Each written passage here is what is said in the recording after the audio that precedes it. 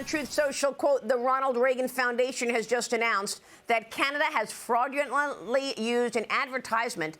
He goes on to say that they only did this to interfere with the decision of the U.S. Supreme Court and other courts. Tariffs are very important to the national security and economy of the USA. Based on their egregious behavior, all trade negotiations with Canada are hereby terminated, writes the president. The Supreme Court will take up President Trump's tariffs in less than 2 weeks, a hearing that the president himself said that he may attend. That's happening on November 5th. May very well set the tone for markets and the economy. Joining me now is the Secretary of the Interior, Doug Burgum. Secretary, it's great to happening. Thank you so much for joining us this morning. Good morning, Maria. Great to be with you as always. Well, your reaction to this issue now with Canada, I mean, this upcoming Supreme Court hearing is clearly incredibly important to the president. He may very well attend that hearing. And if it goes the wrong way against President Trump, the U.S. is going to have to be on the hook to give back all that tariff revenue, isn't it? Well, this is a very important case, but I'm confident that President Trump is going to come out on the right side on this thing. I think it's clear that he has the authority to be able to execute on this tariff strategy. And as he said, and as you've seen as the market's reacting, finally, after decades and decades balancing trade, leveling the playing field with countries that have taken advantage of the United States, critically important.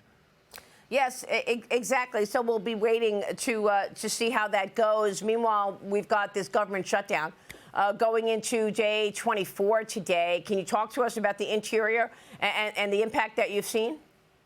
Well, I can, but just as you said, President Trump heading off to Asia tonight, an incredible work that he's done in the Middle East. I mean, he's playing large on the global stage and winning. The Democrats are playing small ball in Washington, D.C. and losing. I mean, voting against paying our military yesterday. I mean, it's just one crazy decision after another, and none of this helps the American people.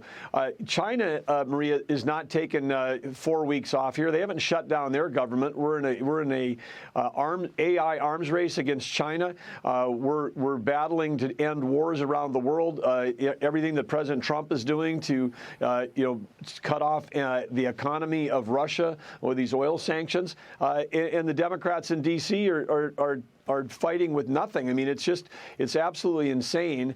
And in terms of every agency, including Interior, essential services, we can keep things going. We're doing everything we can, national parks, permitting, all the stuff we can do. But we're having to grab dollars out of every available source we can to try to keep essential services going. But at some point that runs out.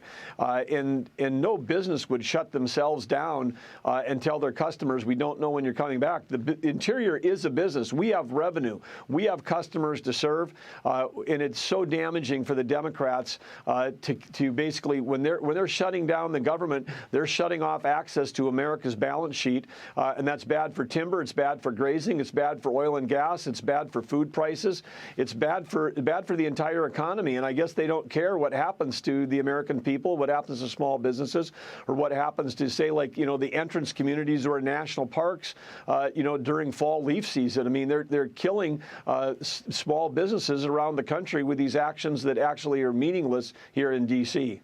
So the president gears up for this multi-county tour. I mean, he's going to go to Malaysia, he's going to go to Japan, and then he will go to the APEC summit and meet with Xi Jinping on the sidelines.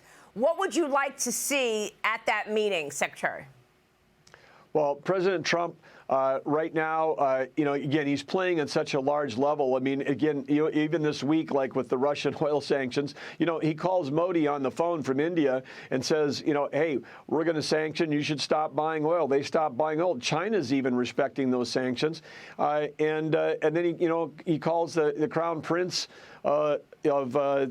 of Saudi Arabia and says to MBS, hey, you guys should be producing more oil, sell it to India. I mean, he's got literally every world leader at his fingertips right now, whether in person or on the phone, and he's just giving a master class in peace through strength. And I think that Xi is observing all this. When those two sit down together, I think President Trump, greatest deal maker ever to sit in the White House, he's going to strike a deal, I think, that's going to be favorable. And he's got the strongest tool in the toolkit of anybody in the world. America's got the biggest and strongest and most desirable economy. China's quite dependent on it. China's highly dependent on energy imports every day. They're dependent on food imports every day.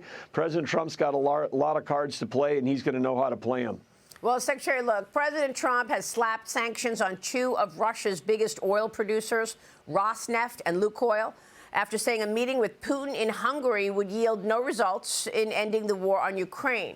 I just returned from a tour of the Permian Basin this week. We were in Midland, Texas all week, and it became clear to me that oil and gas production is our most important weapon when it comes to national security. We're going to be bringing you my entire exclusive reporting from the Permian Basin beginning next week. But certainly, when I take a look at what the potential is coming out of this one region, the Permian Basin, I can understand how this is the most important natural resource that America has right now. So why wouldn't we be producing as much as we can to ensure that we are insulated against these adversaries, whether it be Russia, Iran, or anyone else?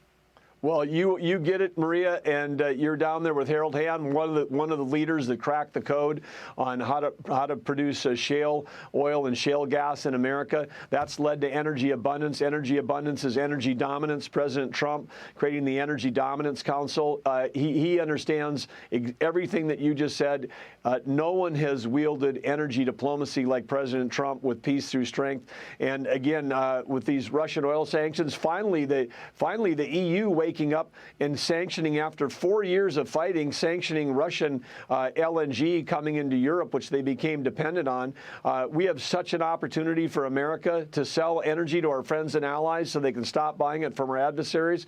It's such a tool for us, for our economy and for world peace. It's one of the reasons why President Trump has been able to end wars around the country. And guess what? When America's producing energy, it's great for the environment and great for the economy, because America produces energy cleaner, safer, smarter than anywhere in the world.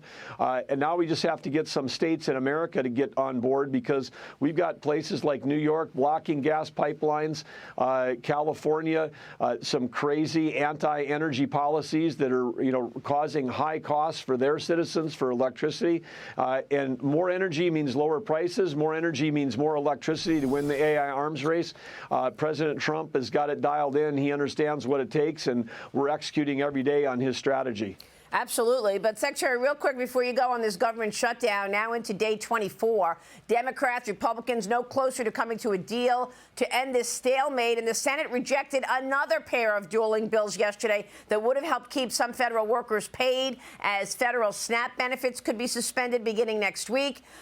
Democrats want negotiations over extending Obamacare subsidies. And we know what the Republicans say, that they're not going to do anything while they're hostage to all of this. What has been the impact to our national parks and the interior of this country? The Bureau under your jurisdiction have furloughed contingency plans, right? Where are you on that? Well, I just, again, speaking to all the business people that are watching this show, government shutdowns are just a massive waste of time, loss of productivity, and cost to the American citizens. I mean, they make no sense whatsoever in this particular case. And again, small businesses populate these entrance communities to our national parks. This is fall is a time of a lot of visitation. We're doing everything we can to try to keep our parks open and keep visitor centers open, but we're unable to use money that was appropriated to actually run our parks. So we're pulling money, basically stealing, from Peter to pay Paul, but pulling money out of recreation fee funds to try to hold it open. Some places, states have stepped in, visitors groups, volunteer groups, helping to keep visitor centers open. But at some point, all that cash runs out, and all the Democrats are doing is hurting the economy, hurting American businesses, hurting American small businesses. It makes absolutely no sense whatsoever what they're doing. We're fighting to make sure we keep permitting going. We're permitting at a record pace for oil and gas. Drill, baby, drill. The Interior represents 20% of the land in America. We've got so much work to do every day. Let's let America get back to work. Come on, senators. We just need 5 more of you to vote for this thing. Wake up and do the right thing for America and for the people that you're supposedly serving. All right, Secretary, we'll be watching all of that. We so appreciate your time this morning. Thank you. Interior Secretary Doug Burgum. We'll see you soon, sir. Stay with us. We'll be right back.